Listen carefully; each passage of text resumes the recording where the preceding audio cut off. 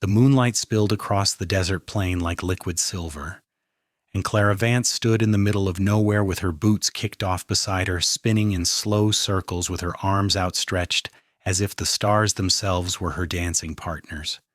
She had ridden 3 hours from Jamestown, California, just to find this emptiness, this place where no one could judge her. No one could whisper about the strange woman who refused to marry at 22, who worked in her father's general store with a sharp tongue and sharper mind, who everyone said would die alone because she would not settle for anything less than a love that set her soul on fire. Ethan Quinn had been tracking a pair of cattle thieves for 2 days straight when he spotted the horse tethered near a cluster of Joshua trees, and his hand went instinctively to his revolver before he saw her. The woman dancing alone under the stars with her dark hair loose and wild down her back, her simple cotton dress swirling around her ankles as she moved to music only she could hear. He sat frozen on his mare, watching from the shadows of the rocks, feeling like an intruder on something sacred and private, something he had no right to witness but could not tear his eyes away from. She moved with a freedom he had never seen in any woman, a joy that seemed to radiate from somewhere deep inside her, and Ethan felt something crack open in his chest. He was 26 years old, a ranch hand who had spent the last 8 years working from sunrise to sunset, who slept in a bunkhouse with 11 other men and owned nothing but his horse, his saddle, and the clothes on his back. He had never thought much about loneliness until this exact moment, watching this woman dance alone under the endless California sky. The song in her head came to an end, and Clara stopped spinning, tilting her face up to the stars as she caught her breath. That was when she heard the soft snort of a horse that was not her own, and she whirled around, her heart hammering in her chest. "Who is there?" she called out, her voice steady despite the fear that lanced through her. This was wild country, and she was utterly alone. Ethan urged his mare forward slowly, keeping his hands visible. "I apologize for startling you, miss. I was tracking some thieves and I saw your horse. I wanted to make sure you were not in any trouble." Clara's eyes adjusted to the darkness, and she could make out the shape of him now. A tall man on a dark horse, wearing the dust-covered clothes of someone who spent his life outdoors. She should have been frightened, should have run for her own horse, but something in his voice held her still. "I'm perfectly fine," she said, lifting her chin. "Just enjoying the night air." Ethan dismounted, moving slowly so as not to spook her. He kept a respectful distance, hat in his hands. "That was not just enjoying the night air. That was the most beautiful thing I have ever seen." Clara felt heat rise to her cheeks, grateful for the darkness that hid her blush. "You were spying on me." "I was," he admitted, and the honesty in his voice surprised her. "And I should not have. But I'm glad I did because now I have to know something." "What? May I join you?" The question hung in the air between them, absurd and impossible, and somehow perfect. Clara studied him, this stranger who had appeared out of nowhere, who had watched her most private moment and then asked to be part of it. She should say no. She should mount her horse and ride back to town and never speak of this again. "Can you dance?" she asked instead. "Not even a little bit," Ethan said, and she heard the smile in his voice. "But I would very much like to learn." Clara walked toward him, bare feet silent on the sun-warmed earth. In the moonlight she could see his face now, strong, featured, and weathered by sun and wind, with eyes that watched her with an intensity that made her breath catch. "What is your name?" "Ethan Quinn. I work at the Richardson Ranch, about 10 miles north of Jamestown." "Clara Vance, my father owns the general store in town." She held out her hand, not in a ladylike gesture to be kissed, but as a man would offer his hand to another man. Ethan took it, his palm rough with calluses, his grip firm and warm. "It is a pleasure to meet you, Miss Vance. If you are going to dance with me under the stars, you had better call me Clara." "Then you had better call me Ethan." She did not let go of his hand. Instead, she began to hum, a melody her mother had sung to her as a child, and she placed his other hand on her waist. "Follow my lead," she said softly. They moved together in the moonlight, awkward at first because Ethan had been telling the truth about his complete lack of dancing ability. He stepped on her bare feet twice, apologizing profusely both times, but Clara only laughed and showed him again how to move. Gradually, he found the rhythm, and they swayed together under the vast bowl of stars, two strangers who had found each other in the middle of nowhere. "Why do you come out here alone?" Ethan asked after a while, his voice low and intimate in the quiet night. "Because in town, everyone watches, everyone judges. Everyone has opinions about what I should do, who I should be, who I should marry. Out here, I can just be myself.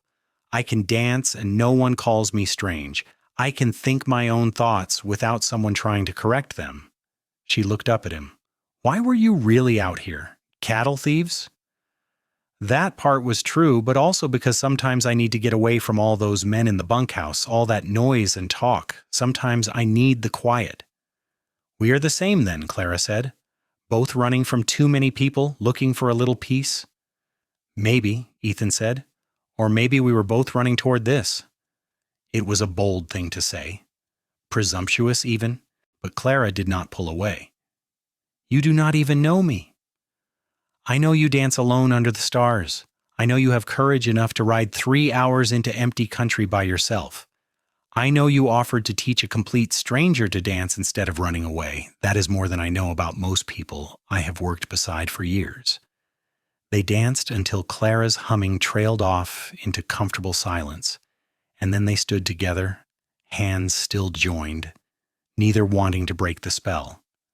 Finally, practical reality intruded, and Clara glanced at the sky. "I need to get back before dawn, or my father will have the whole town searching for me." "Let me ride with you," Ethan said immediately. "It is not safe for you to travel alone." "I made it here alone just fine." "I know. But now that I have met you, I would spend the whole ride back to my ranch worrying, please." Clara considered this. She should say no. A woman riding alone with a man at night would cause exactly the kind of talk she had ridden out here to escape. But she did not want this to end. She was not ready to let this stranger disappear back into the night. "All right," she said, "but we stop before we reach town. I cannot have people seeing us together. You understand?" "I understand." Ethan did not like it, but he understood. A woman's reputation was a fragile thing, especially in a small town. "When can I see you again?" "I do not know if that is wise." "Probably not," he agreed, "but I am asking anyway." Clara retrieved her boots and pulled them on while Ethan collected both horses. As she swung up into her saddle, she looked at him in the moonlight. This cowboy who had asked to join her dance, who had held her with such careful respect, who looked at her like she was something precious and rare. "I ride out here every Wednesday night," she said, "weather permitting." "Then I will be here next Wednesday." They rode together through the darkness, talking in low voices about small things at first. Ethan told her about growing up in Missouri, about coming west after his parents died of fever when he was 18, about learning the cattle trade from the ground up. Clara told him about her mother who had died 3 years ago, about running the store with her father, about the books she ordered from San Francisco that everyone in town thought were too radical for a woman to read. "What kind of books?" Ethan asked. "Philosophy, poetry, accounts of travel to foreign countries, stories about women who did more than just get married and have children." She glanced at him. "Does that shock you?" "No," he said honestly. "It makes me want to know everything else about you." They talked about the changing world, about the railroad that was pushing farther west every year, about whether California would ever be as civilized as the eastern states, about whether that was even something to want. Clara found herself saying things she had never said to anyone, thoughts she had kept locked inside because she knew how they would be received. Ethan listened to all of it, asking questions, challenging her sometimes, but never dismissing her. When the lights of Jamestown appeared in the distance, still a mile off, Clara pulled her horse to a stop. "This is where we part ways." Ethan moved his mare close, reaching out to touch her hand. "Next Wednesday." "If I can get away." "You will." He said it with such certainty that Clara almost believed him. Because you want to see me again as much as I want to see you. You are very sure of yourself, Ethan Quinn. No, he said softly. I am sure of you. I am sure of what I saw tonight. That was not just dancing, Clara. That was someone who refuses to let the world make her small. And I want to know that person. I want to see where this leads. Clara felt her heart hammering again, but this time not from fear. One dance does not mean anything. Then let us have another, and another after that, and we will see what it means. She should argue. She should tell him this was foolish, that she barely knew him, that nothing could come of this anyway because she had no intention of being some ranch hand's wife, cooking and cleaning and losing herself in domesticity. But the words would not come, because part of her already knew the truth. Something had shifted tonight. Something had changed in that moment when he stepped out of the shadows and asked if he could join her dance. Next Wednesday, she agreed, and then she urged her horse forward before she could change her mind. Ethan watched her ride away, his chest tight with something that felt like hope and terror mixed together. He had meant every word he said. In the space of an hour, that woman had turned his entire world sideways, and all he could think about was seeing her again. The week that followed was the longest of Ethan's life. He worked from before dawn until after dark, breaking horses, mending fences, moving cattle from one pasture to another. His hands did the familiar work while his mind was somewhere else entirely, replaying every moment of that night, every word they had exchanged, the way she had felt in his arms as they danced. The other men noticed the change in him. Quinn's got a woman, one of them announced at dinner on Friday night, and the whole table erupted in questions and teasing. No woman, Ethan said firmly. Just have things on my mind. Things wearing a dress? Another hand asked, grinning. Ethan stood up, taking his plate to the wash bucket. Mind your own business, all of you. But they were not wrong. He did have a woman on his mind, and he could not shake her. He kept seeing her spinning in the moonlight, kept hearing her laugh when he stepped on her feet, kept feeling the way his heart had cracked open when she told him about riding out alone just to be free. Clara's week was equally tormented. She went through the motions at the store, helping customers, ordering inventory, managing the books, but her thoughts kept drifting to a tall cowboy with gentle hands and eyes that really saw her. She kept telling herself she was being ridiculous, that she was building up a single evening into something it was not, that she needed to focus on her real life, not some fantasy under the stars.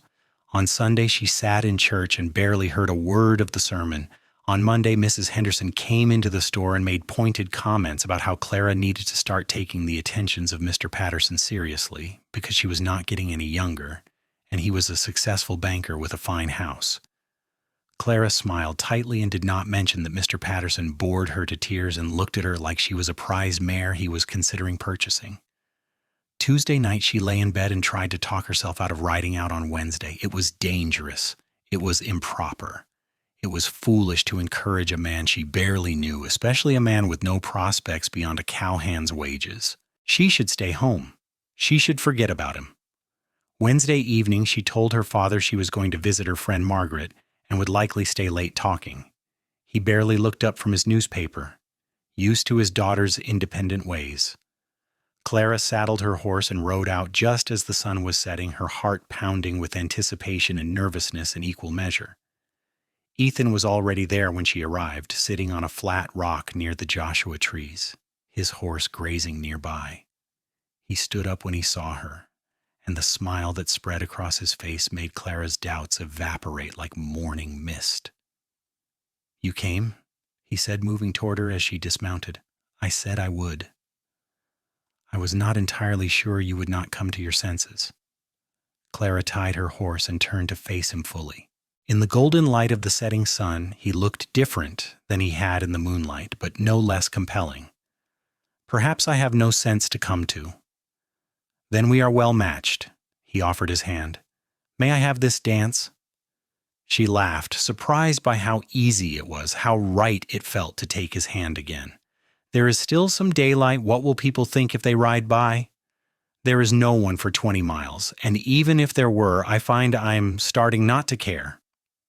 They danced as the sun set, painting the sky in shades of orange and pink and deep purple.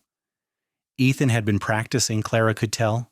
He did not step on her feet once, and his movements were more confident, more sure. She told him so, and he grinned. I made one of the hands show me some steps, told him I needed to know for a social coming up. He thought I was lying. You were. Not entirely. This is a social event. You and me and the stars. When full darkness fell, they stopped dancing and sat together on the rock, talking like they had the week before. Ethan asked about the store, and Clara told him about the challenges of keeping inventory when deliveries were unpredictable, about the satisfaction of helping people find exactly what they needed, about the dream she had of maybe opening a bookshop someday, something of her own. Why not do it? Ethan asked. With what money? And even if I had the funds, no bank would give a loan to a woman for such a venture. They would tell me to find a husband to do it for me. Then find a husband who would let you do it yourself. Clara looked at him sharply. There is no such man. Every man I have ever met wants a wife who will stay home and raise children and have dinner on the table. They want someone decorative and obedient. I do not want that, Ethan said quietly. You do not know what you want. You have known me for exactly 1 week. I know I want a woman who dances alone under the stars. I know I want someone who reads philosophy and has her own thoughts. I know I want to sit on this rock every Wednesday night for the rest of my life and talk to you. Clara's breath caught. Ethan, I am not proposing, he said quickly. I know it is too soon. I know I have nothing to offer you except a cowhand's wages and a bedroll in a bunkhouse, but I need you to know that I am serious about this, about you. This is not some passing fancy for me. It cannot be serious. We barely know each other. Then let us fix that. Tell me everything. Tell me what you love, what you fear, what you dream about when you cannot sleep at night. So she did. Clara Vance, who had never opened up to anyone except her mother before she died, found herself telling this near stranger about the loneliness of being different in a small town, about the weight of her father's expectations, about her terror that she would end up trapped in a life that was too small for her soul. She told him about wanting adventure and purpose, and a love that was partnership, not ownership. Ethan listened to all of it, and then he shared his own fears. He told her about the shame of owning nothing at 26, about watching other men his age buy land and start families while he sent most of his wages back to his younger sister in Missouri who was trying to finish school. He told her about the restlessness that kept him moving from ranch to ranch, never quite settling, always feeling like something was missing. Maybe we are both missing the same thing, Clara said softly. Maybe we just found it. They met every Wednesday after that, and some Sundays too when they could both get away. They danced and talked and slowly, carefully fell in love. Ethan learned that Clara was funny and sharp-witted, that she had opinions about everything from politics to poetry, that she could shoot better than most men, and had once punched a customer who tried to take liberties. Clara learned that Ethan was thoughtful and honest, that he read whenever he could get his hands on books, that he treated his horse with gentle respect, and dreamed of having his own small ranch someday. On their 6th meeting, Ethan kissed her for the first time. They had been dancing, and Clara had stumbled, and he caught her, and suddenly they were standing so close that she could feel the heat of him, see the rapid pulse at his throat. He looked at her with a question in his eyes, and she answered by rising up on her toes and pressing her lips to his. The kiss was soft and tentative at first, exploratory, learning the shape and taste of each other. Then Clara's arms went around his neck and Ethan pulled her closer, and the kiss deepened into something hungry and desperate. Months of wanting poured into that single moment of connection. When they finally broke apart, both breathing hard, Ethan rested his forehead against hers. I am in love with you. I have been since the night I watched you dance alone. I probably do not have the right to say that, but it is true, and I need you to know. You have every right, Clara whispered, because I am in love with you too." They stood wrapped in each other's arms under the stars, and Clara felt something settle inside her, something she had not even known was restless and searching. This was what she had been waiting for. This man who asked instead of taking, who listened instead of dismissing, who loved her wildness instead of trying to tame it. But love was not enough to solve the practical problems facing them. Ethan still worked for wages that barely covered his own expenses, with little left over for his sister. Clara still lived in her father's house, working in his store. There was no clear path forward, no easy solution. "We will figure it out," Ethan said when Clara voiced these concerns. "I will work harder, save more. I will find a way to give you the life you deserve." "I do not need a fancy life. I just need to be free. Free to make my own choices, to be my own person. Then I will spend every day making sure you have that freedom." Summer turned to fall, and they continued their secret meetings. It was getting harder to hide, harder to pretend they were not desperately in love. In town, people were starting to notice that Clara turned down every suitor who approached, that she seemed distracted, that she rode out alone even more often than before. In November, Clara's father confronted her. "Margaret's mother tells me you have not visited her daughter in months, despite what you keep telling me. Where are you going on all these rides?" Clara met his eyes steadily. "I go out to the desert to be alone, to think. People are talking. They say it is unnatural for a woman your age to spend so much time alone. They say you are strange." "I do not care what people say." Her father sighed heavily. "Clara, I am trying to understand. But you are making things difficult. Mr. Patterson has asked permission to court you formally. He is a good man with excellent prospects. You could do far worse." "I could also do far better. I do not love him. Father, I will not marry a man I do not love." "Love can grow." "Not the kind of love I want. Not the kind Mother had with you." Her father's face softened at the mention of his late wife. "Your mother was exceptional, but she also understood duty and propriety. She would want you to be settled, to be safe." "Mother would want me to be happy, and I will be, but not with Mr. Patterson." "Is there someone else?" her father asked, studying her face. "Is that what this is about?" Clara hesitated. She had kept Ethan's secret for months now, but the weight of the deception was growing heavy. "There is someone, but it is complicated." "Who?" "A ranch hand named Ethan Quinn. He works at the Richardson place." Her father's expression hardened. "A ranch hand? Clara, what are you thinking? He has nothing, no property, no prospects. He has himself. He has integrity and kindness and intelligence. He treats me like an equal. He is filling your head with romantic nonsense.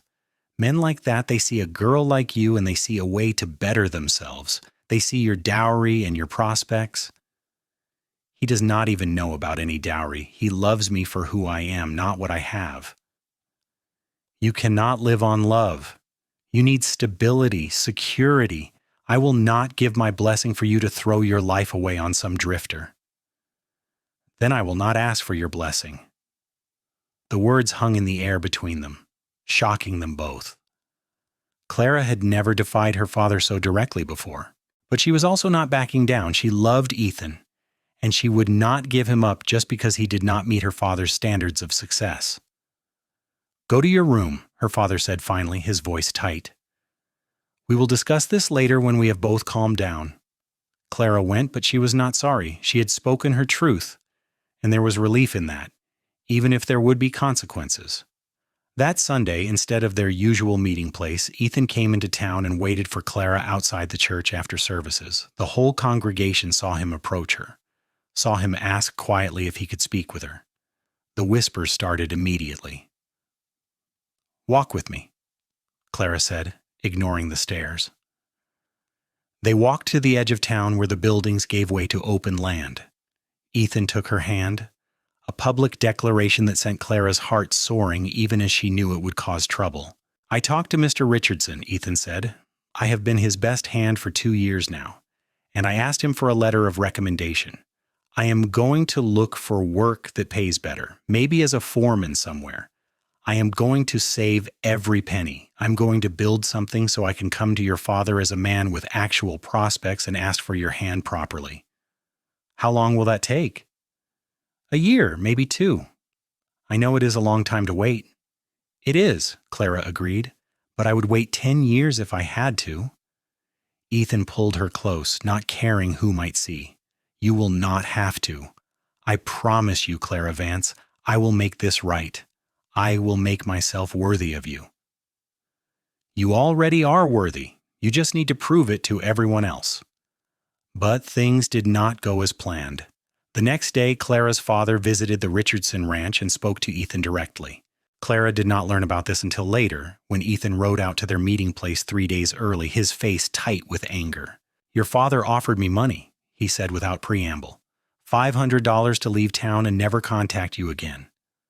Clara felt sick. What did you say? I told him to take his money and his insults and leave. I told him I love you and no amount of money would make me walk away.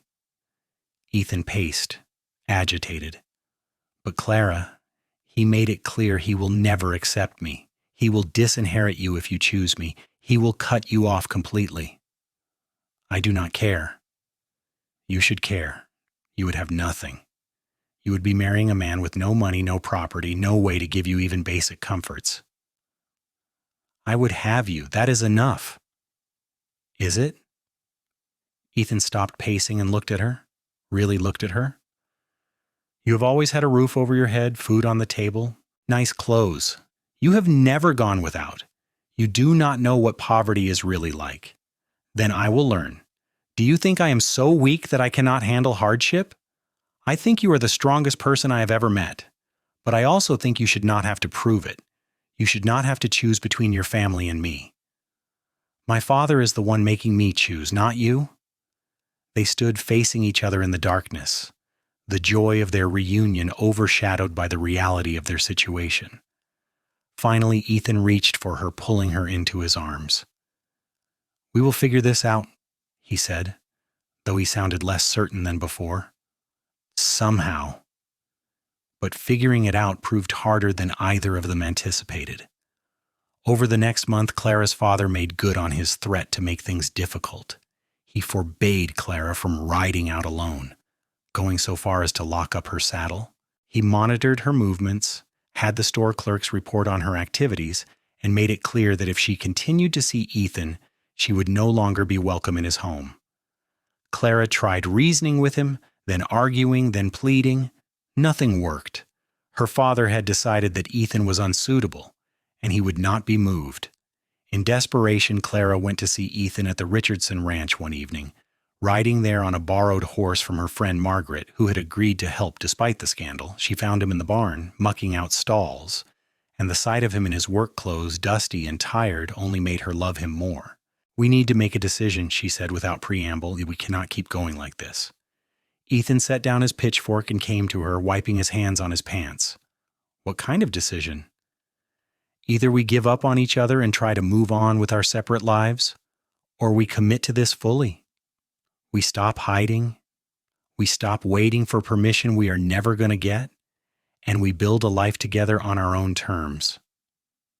You know what I want. But Clara, if you choose me, you lose everything else. I lose my father's money and his approval. I do not lose everything. I gain you and my freedom and a chance at real happiness. That seems like a fair trade to me. Ethan cupped her face in his hands, his eyes searching hers. Are you sure? I need you to be absolutely certain, because once we do this, there is no going back. I have never been more sure of anything. Then marry me. Now. Tonight, we will ride to the next town and find a preacher and do it before anyone can stop us. Clara felt a wild joy rising in her chest. You are serious? Completely. I love you, Clara Vance.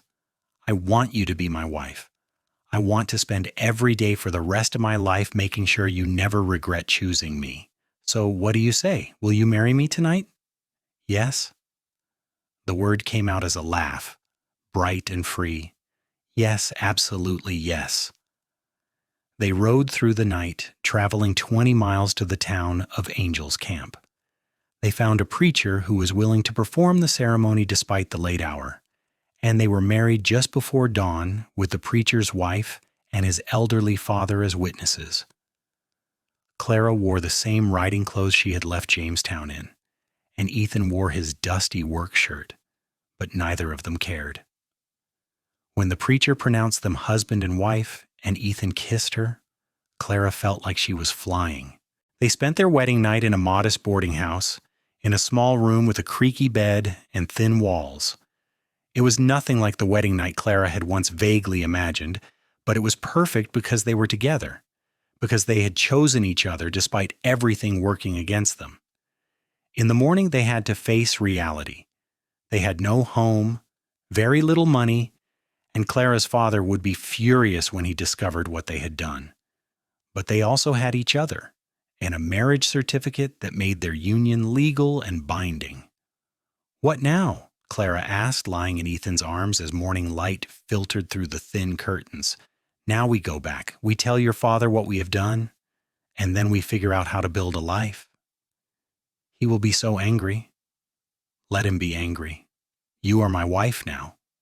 You are under my protection, not his. He cannot control you anymore."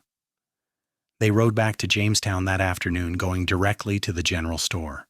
Clara's father was behind the counter, and the look on his face when he saw them together was a mixture of rage and something that might have been fear. "Where have you been?" he demanded.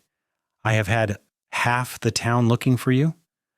"I got married," Clara said, lifting her chin. "Father, this is my husband, Ethan Quinn." The color drained from her father's face. "You did not." "We did," Ethan said, his voice calm but firm. "Last night in Angels Camp.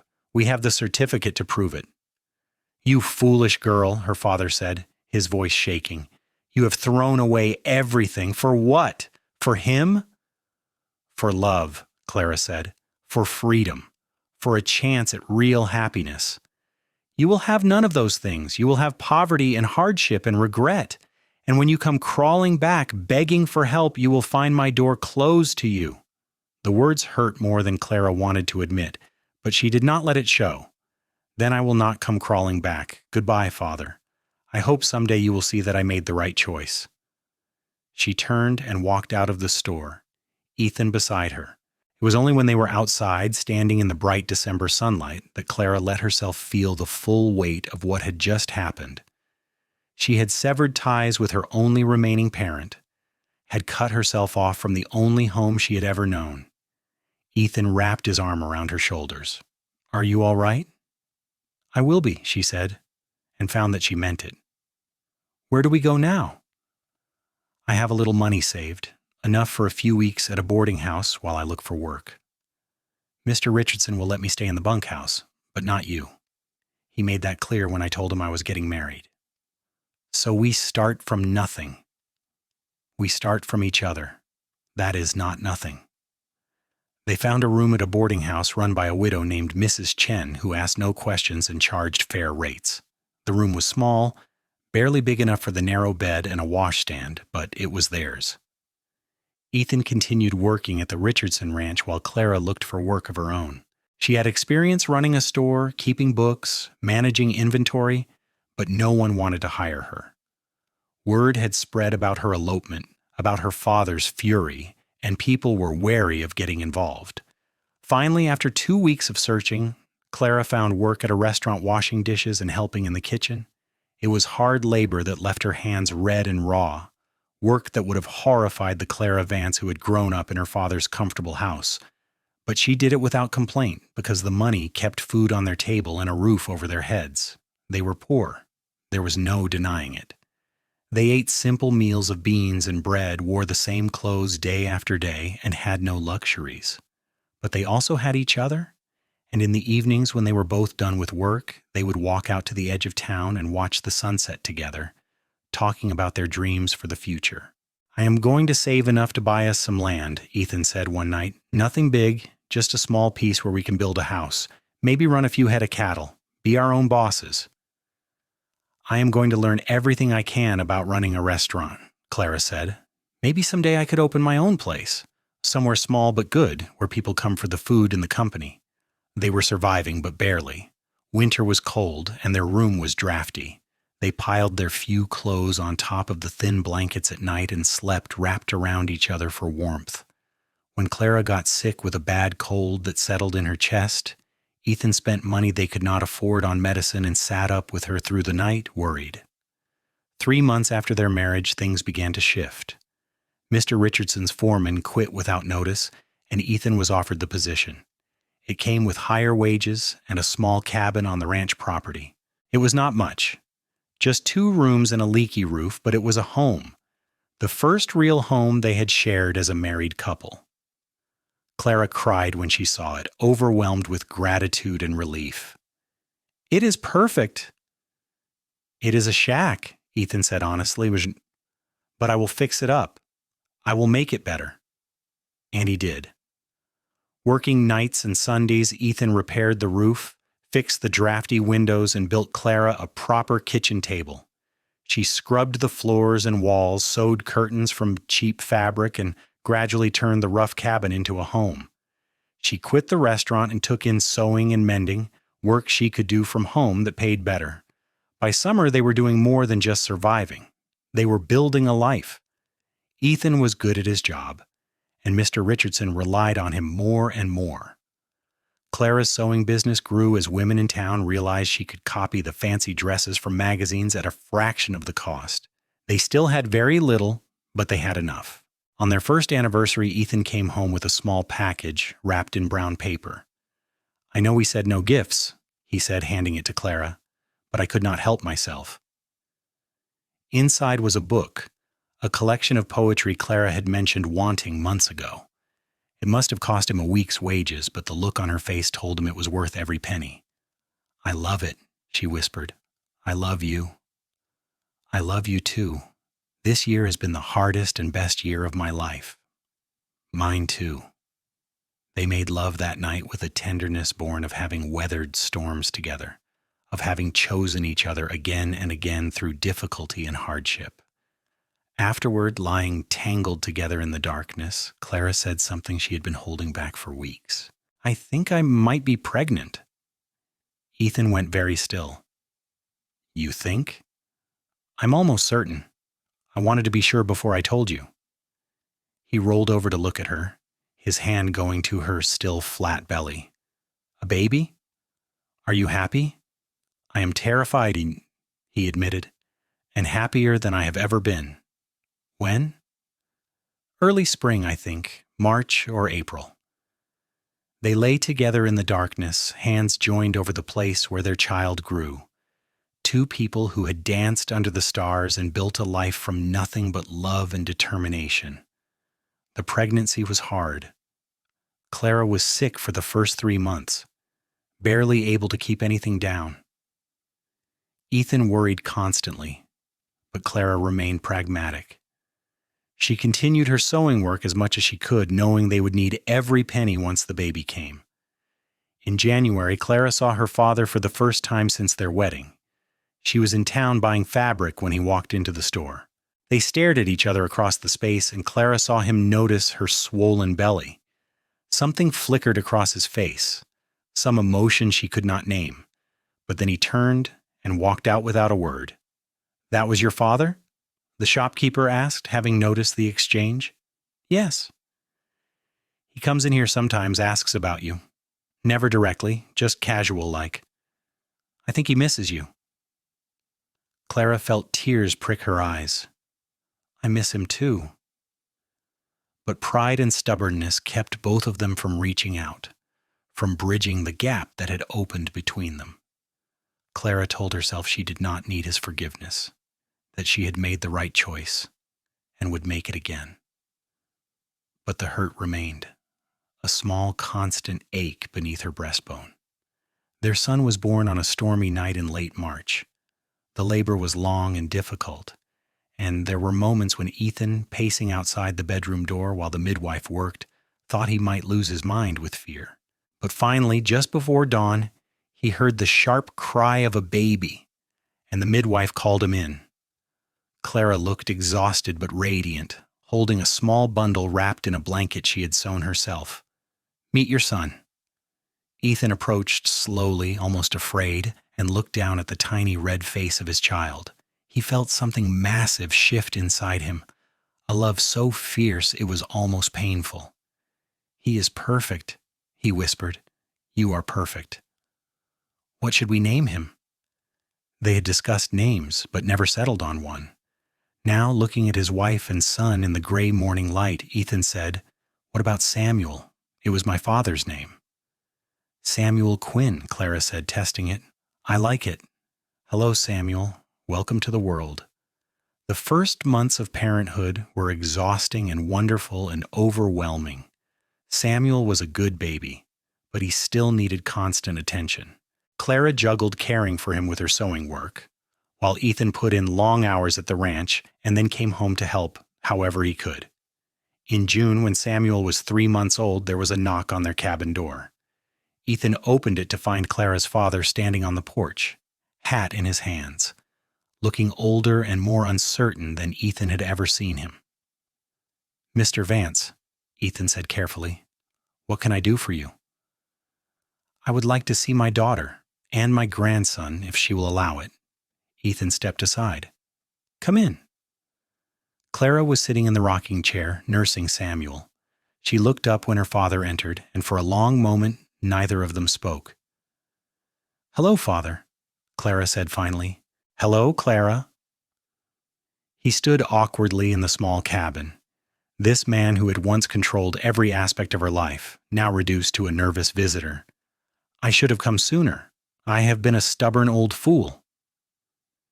"Yes, you have," Clara agreed, but her voice was gentle. "But so have I.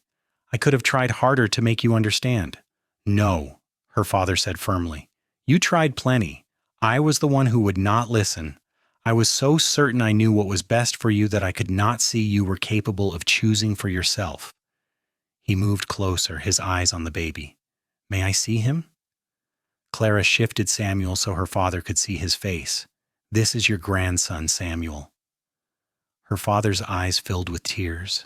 "He is beautiful. He has your mother's nose. Would you like to hold him?"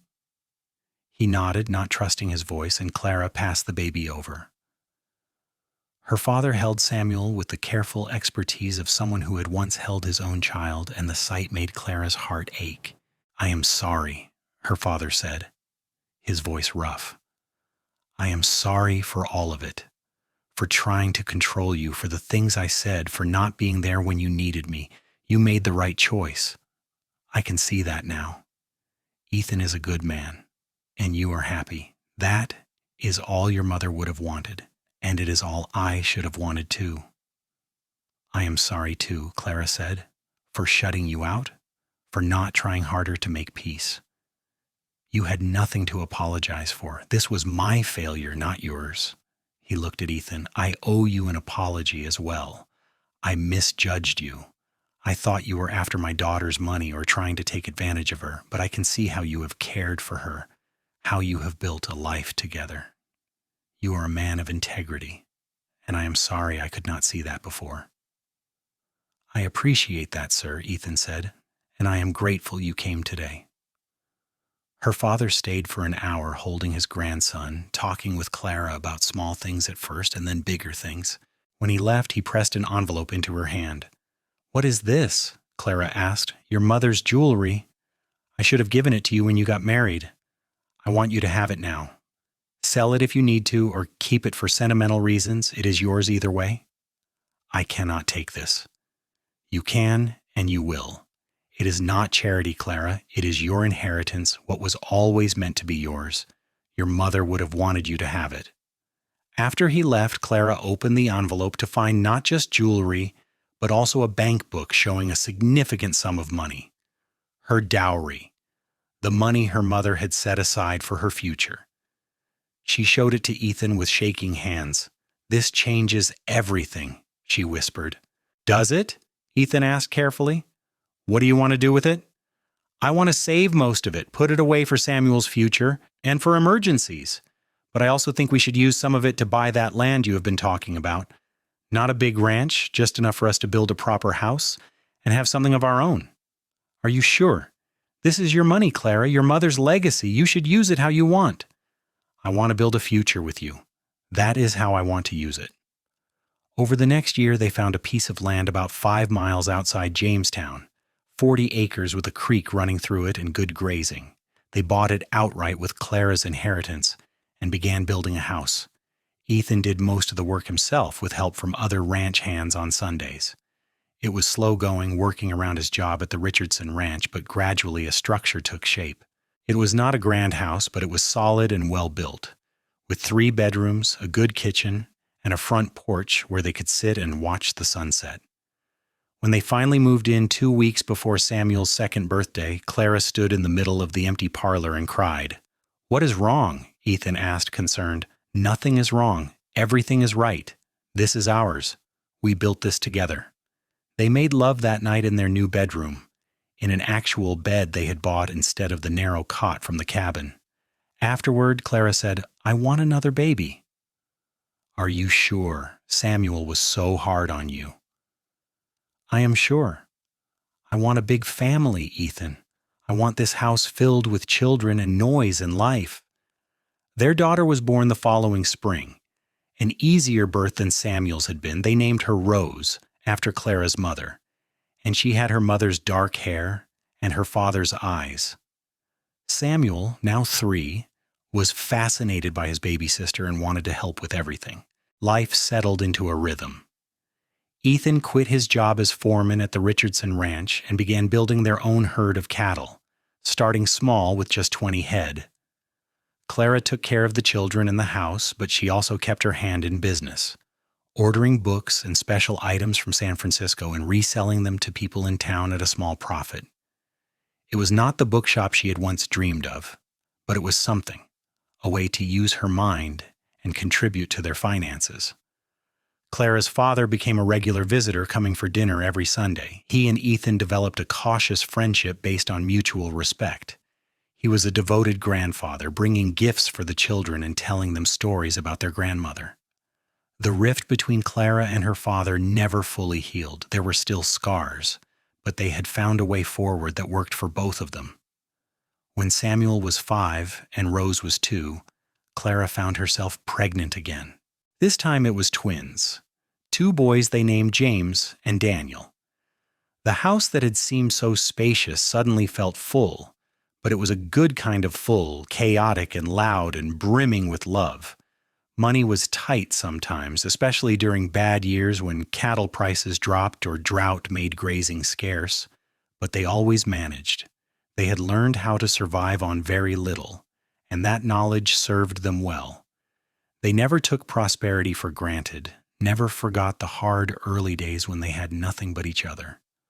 On their 10th anniversary, Ethan took Clara back to the place where they had first met, where she had danced alone under the stars. They left the children with Clara's father and rode out in the evening, just like they used to. "I cannot believe it has been 10 years, Clara said as they stood in that familiar spot. "Best 10 years of my life." "Even the hard parts?" "Especially the hard parts. They made us who we are."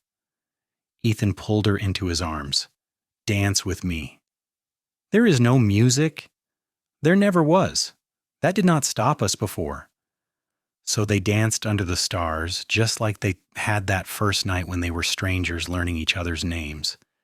But now they knew each other in every way possible, knew each other's dreams and fears and the particular way their bodies fit together.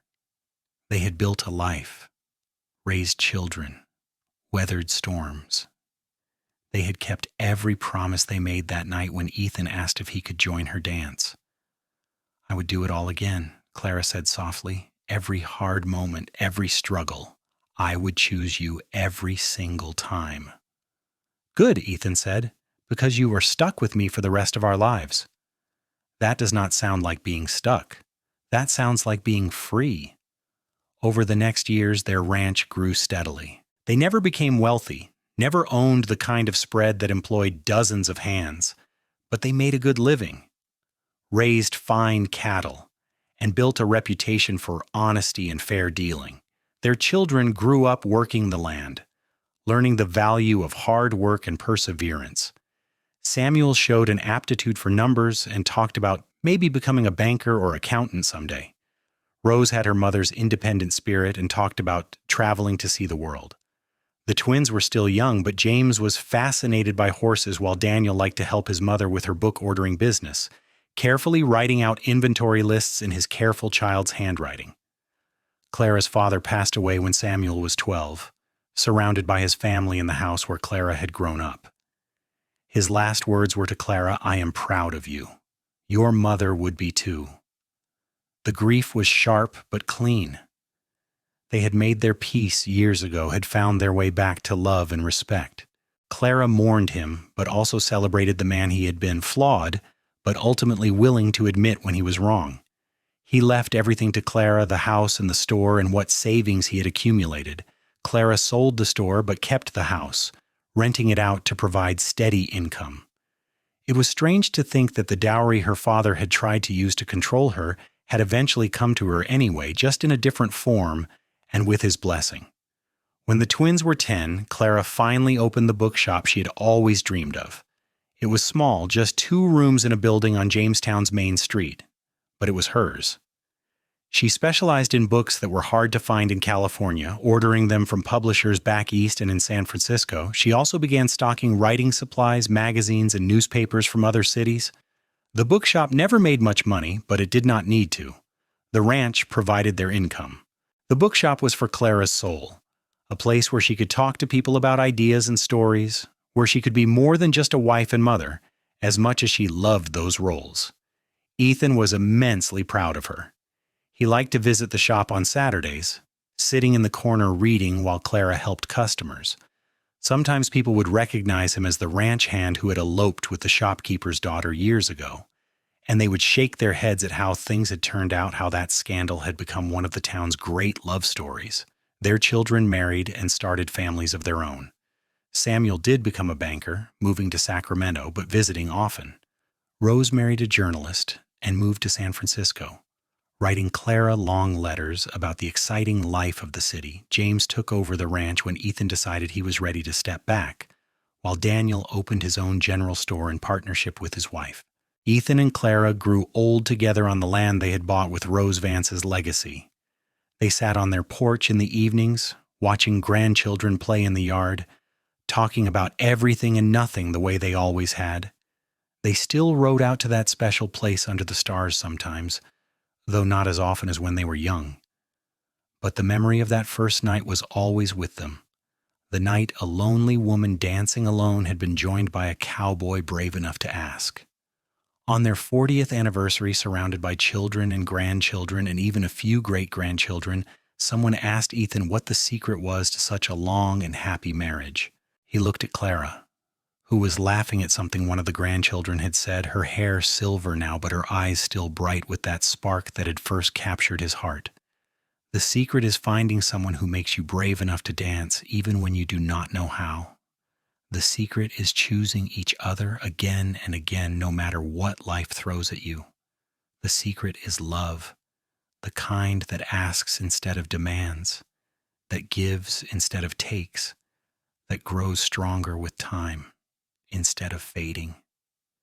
Clara reached over and took his hand, their fingers interlacing with the ease of 40 years of practice. The secret is finding your partner not just in marriage, but in life. Someone who sees you for who you really are and loves that person. We built this life together, every part of it. That is what has made it strong. Later that night, after everyone had gone home and they were alone again, Ethan led Clara out onto the porch. The night was clear and full of stars, just like that night 40 years ago. "Dance with me," he said, offering his hand. "We are too old for dancing," Clara protested, but she was already standing, already moving into his arms. "We will never be too old for this." They swayed together under the stars, 2 people who had grown from young lovers into old partners, who had built a life on nothing but courage and love and stubborn determination. They had faced poverty and hardship, family estrangement, and the countless challenges of raising a family and running a ranch. They had weathered all of it together, and they had not just survived but thrived.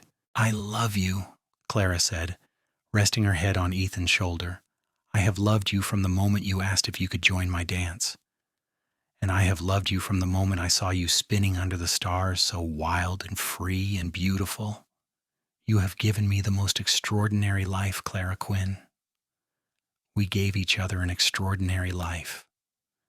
They danced until they were both tired, then sat together on the porch steps looking up at the stars. They had built something lasting, something that would continue through their children and grandchildren and all the generations to come. They had created a legacy not of wealth or power, but of love and family and the courage to follow your heart even when the whole world says you are wrong. Ethan and Clara lived into their 80s, still on the ranch they had built together, still in the house where they had raised their children. They passed away within months of each other, the way people who have been married for over 50 years sometimes do, as if one could not bear to be in the world without the other. Their children buried them together in the small cemetery on the edge of town, under a headstone that read, "Ethan and Clara Quinn." They danced under the stars and built a life on love. And sometimes, on clear nights when the stars are bright, if you ride out to that place in the desert where the Joshua trees grow, people say you can still see them. A woman dancing alone, spinning with her arms outstretched, and a cowboy approaching slowly, hat in his hands, asking if he can join her. And she always says yes, because that is how their story began, and that is how it will continue, forever spinning under the endless California sky. Their great-grandchildren still live on the ranch, still run cattle on those 40 acres that started everything. The house has been expanded and updated, but the original structure remains, carefully preserved. In the parlor hangs a photograph taken on Ethan and Clara's 50th anniversary, showing them standing together on the porch, his arm around her shoulders, both of them looking at each other instead of the camera, their love still evident after all those years. The bookshop Clara opened eventually passed to one of her granddaughters, who runs it still, keeping alive Clara's dream of a place where people can come to talk about ideas and lose themselves in stories. On the wall behind the counter is the very first book Ethan ever gave Clara, the poetry collection from their first anniversary, preserved carefully under glass. And every year on the anniversary of that first meeting, the family gathers at the ranch for a celebration. They eat and laugh and tell stories about Ethan and Clara, about the cowboy and the dancing woman who built something beautiful out of nothing but love and courage. And as night falls, some of them ride out to that special place under the stars, and they dance, keeping alive the tradition that started their family, honoring the love that made them all possible, because that is what Ethan and Clara Quinn gave to the world, not just children and grandchildren, but a story about what is possible when two people are brave enough to choose each other, to dance under the stars, to build a life on love instead of practicality or expectation or fear. They proved that sometimes the most extraordinary lives come from the simplest moments, from a cowboy asking if he can join a dance, from a woman saying yes to possibility and adventure and love. Their story became legend in Jamestown, California, the kind of tale mothers tell their daughters and fathers tell their sons. It became a reminder that true love exists, that it is worth fighting for, that it can weather any storm and emerge stronger. It became proof that the best things in life often start with someone being brave enough to ask a simple question: "May I join you?" And somewhere under those stars, in that place where desert meets sky, two souls still dance together, forever young, forever in love, forever reminding the world that the greatest adventure of all is finding someone who sees you truly and loves you completely. Someone who will dance with you through all of life's joys and sorrows, someone who makes you brave enough to spin under the stars with your arms outstretched, embracing everything the universe has to offer. That is the legacy of Ethan and Clara Quinn. Not wealth or power or fame, but love. Pure, enduring, transformative love. The kind that builds families and ranches and bookshops and dreams. The kind that lasts beyond death, beyond memory, beyond time itself. The kind that starts with a dance under the stars and never truly ends, because true love, the kind that asks and listens and sees and cherishes, that kind of love is eternal. And so their story continues, passed down through generations, inspiring others to be brave, to follow their hearts, to dance under the stars even when the whole world tells them not to. Because Ethan and Clara proved that sometimes the most foolish-seeming choice is actually the wisest one. That sometimes walking away from security and approval and everything you have ever known is the only way to find what you truly need. They were just a cowboy and a dancing woman who fell in love under the California stars in the year 1873, but they became something more. They became a testament to the power of love, the importance of courage, and the beauty of building a life based on authenticity and partnership and mutual respect. They became the answer to the question that every person asks at some point in their life: is true love real? Yes, their story says. Yes, it is real. And it is worth everything.